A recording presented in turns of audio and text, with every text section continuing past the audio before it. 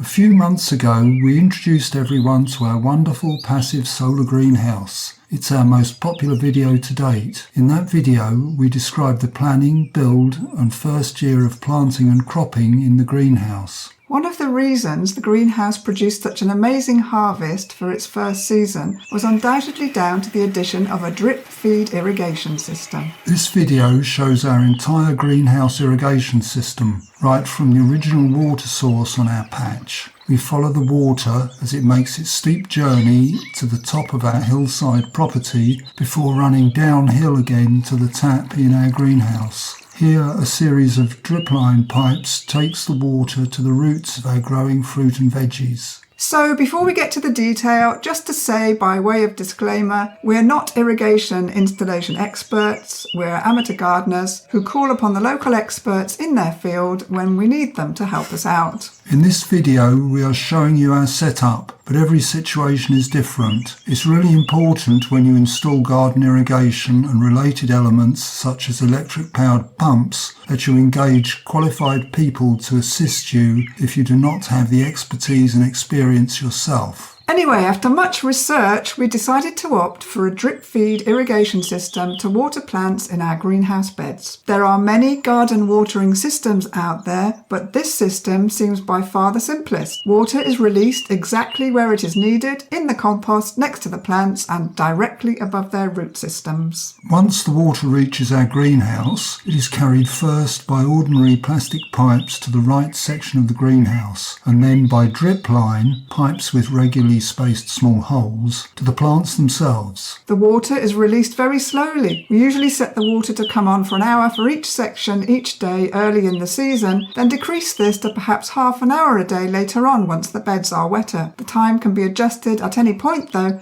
depending on conditions and plant requirements. This system is also ideal for us because once programmed, the system comes on automatically. A bit like your household central heating during the winter. You can change the settings depending on the time in the season, the weather, when you are away. All kinds of factors can be taken into account, and this system is simple but gives incredible versatility. The tap timer, as it is known, in our case 2 Galcon timers, are powered by just one 9-volt battery each, which usually lasts at least a year, so the cost in maintaining this system is very small indeed once it's all set up. Our irrigation system was originally installed for our old polytunnel. Before the installation, we were watering by hand with a hose every couple of days from a tap on our veggie terrace. The job was hugely time consuming and quickly turned into a chore. It was just not a realistic option for us as we were both working at that time, so we had to look at other alternatives. We recently needed to upgrade the system with a new tap timer for the greenhouse and a replacement float switch for the water tank, so it seemed like the perfect opportunity to look at the system in more detail in a video, especially as some people had requested this in the comments on our previous greenhouse video. These 2 items had lasted 25 years, which is pretty impressive really, so we were perfectly happy to make some upgrades. The technology is so simple that it has hardly changed over the years as it happens, which made it super easy to track down replacement parts and also a relatively smooth process to replace them. So first of all, we'll look at each of the necessary elements to our greenhouse irrigation system one by one, and then we'll briefly show you how we replace the 2 parts. The first essential element to our setup is our natural spring, which provides water on our hill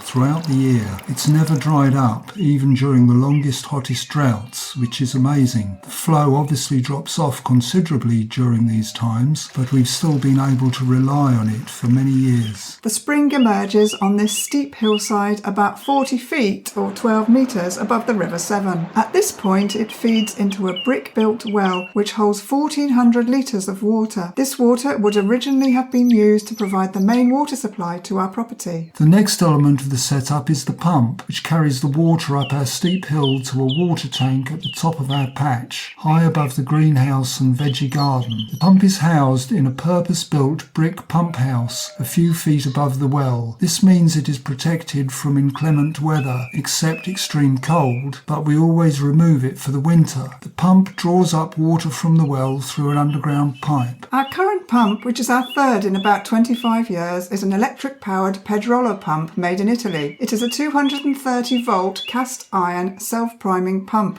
which means that the pump cavity needs to be filled with liquid before the pumping process starts. Our Pedrolo pump is ideal for supplying water to our greenhouse irrigation system, as it is reliable and relatively easy to set up and use. For details on how to set up such a pump, there are many YouTube videos out there published by people more experienced than us. We remove the pump in late autumn before hard frosts set in to prevent pipes from freezing and bursting. We drain the whole system at this point in the season by opening a tap at the lowest point on the distribution pipe. The pump is covered over and stored in a shed all winter. This means one of the first jobs in spring is to reinstall the pump back in the pump house and prime it ready for the growing season. The first step is to reinstall the foot valve in the well, which prevents water siphoning back through the system when the pump is switched off. The pump is connected to the pipe from the well at one end and at the other end to the pipe to the water tank. The pump is screwed down to the concrete pad on the floor of the well house to prevent movement or vibration during use. The pump is then primed by filling the cavity with water. It is then plugged in and started. When we first installed our irrigation system, we spent many hours digging trenches up and down the hill to house water pipes and also electric cables to power the pump. It's important to follow local building regulations when doing this. So the water is powered by the lovely Italian pump all the way up our hilly garden patch to a header tank, a water tank, which is actually an enormous recycled fruit juice tank. It holds a total of 330 gallons or 1,520 litres of water. At the bottom of the tank is a valve which, when closed, enables the tank to be filled without water running down the distribution pipe. The tank is also fitted with a float switch, which means that when the water drops below a specified level, the plastic float and weighted cord drop down and overcome the counterbalance which operates the switch. This turns the power to the pump back on, restarting it. The float rises up as the water level increases until eventually the tank is full. The counterbalance is operated and the pump then switches off. The water in the tank feeds 2 taps by gravity using a system of underground pipes, one on our veggie terrace garden and a second in the greenhouse. The system works perfectly so long as there are no airlocks in it, which could happen if the header tank runs dry. If this happens, the valve at the base of the header tank is closed. The pipes are emptied by opening both the taps and the drainage tap, and then the water is turned back on at the header tank. The pressure of the water should force out the air and the taps are then turned off. Once we had decided that watering by hand in the polytunnel was too big a job, we did some research and chose a drip feed irrigation system. We split the greenhouse into 2 areas for irrigation purposes, and each area has a main pipe leading off to a series of much shorter sections of dripline pipe. One of the main pipes passes underneath our concrete path to the other side of the greenhouse. As the pipe has to negotiate several right-hand corners, we used some elbow and T-fittings to join the pipe together. The shorter sections of thick-walled polythene pipe are dripline pipes, so they have tiny holes at ½ metre intervals and the water drips regularly into the soil. The manufacturer recommends that the pipe is placed in parallel lines about 0.3 to 0.5 metres apart. They are held in place with plastic pegs and can be moved very easily to different parts of the garden bed simply by removing the pegs and rearranging the pipes. Early in the spring, when fresh compost is added to the beds, the entire set of short pipes running onto a bed can be held up out of the way and then repositioned afterwards. Each of the 2 areas is controlled by a Galcon tap timer. These simple battery-powered controllers have timers which can be easily programmed to set when the water comes on and when it switches off. For example, early in the season we might want the water on for an hour a day after a long winter period when there has been no irrigation at all.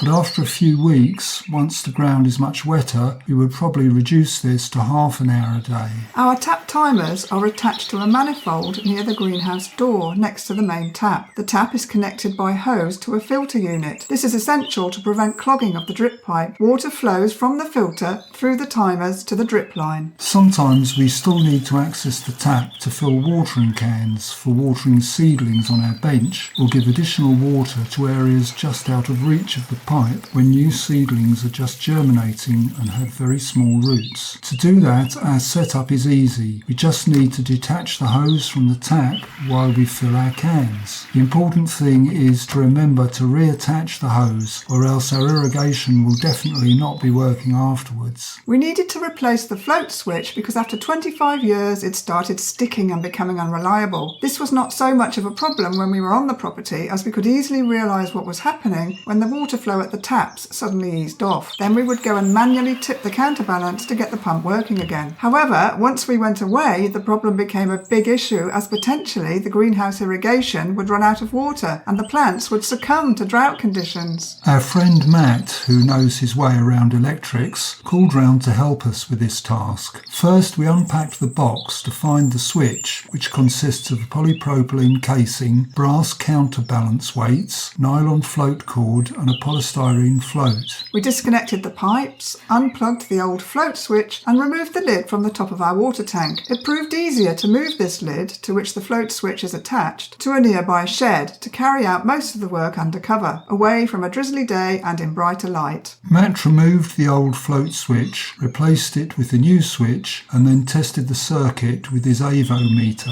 All worked perfectly, so we then replaced the old float, weights and nylon cord with brand new before refitting the lid back onto the water tank, plugging in the switch and reconnecting up the pipes. It was wonderful to hear the water pouring back into the tank, knowing that we can probably rely on this kit to supply water for our greenhouse plants for many years to come. One of our Galcon tap timers stopped working too this season when we set it up. For some reason it did not come on at the specified time. To turn it on manually was not feasible if we were away, so it was time to replace it. Before fitting the new tap timer, we wound plumber's tape around the inlet and outlet pipes on the screw thread. At this point, we actually programmed the timer to come on for an hour each day. It was easier to do this before the timer was in position on the manifold. Having said that, the display is fairly large and very easy to program with a number of features. It can also be used in conjunction with an iPhone or Android smartphone for purposes of remote programming, though we haven't investigated that option yet. The water can be programmed with this timer to come on up to 4 times a day and from any time between 1 minute to 12 hours, which seems extremely versatile for us with our very basic requirements. Fitting the new tap timer was simply a case of attaching it to the inlet and outlet pipes attached to the manifold in our greenhouse. It really was very straightforward and simple to do. Then we turned the tap back on and the irrigation system is back in business. Needless to say, we've been really pleased with our drip feed irrigation over the years. Of course, not everyone has a natural spring on their property, but with a little research, we are sure it will be possible to fix up a similar system with other options, such as rainwater collection or using grey water. If at all possible, it is best to consider alternatives other than mains water, so that our gardening does not impact too much on water companies who could be struggling to maintain supplies in some areas of the UK. Let us know what solutions you have found to keep your greenhouse plants well watered in the comments section.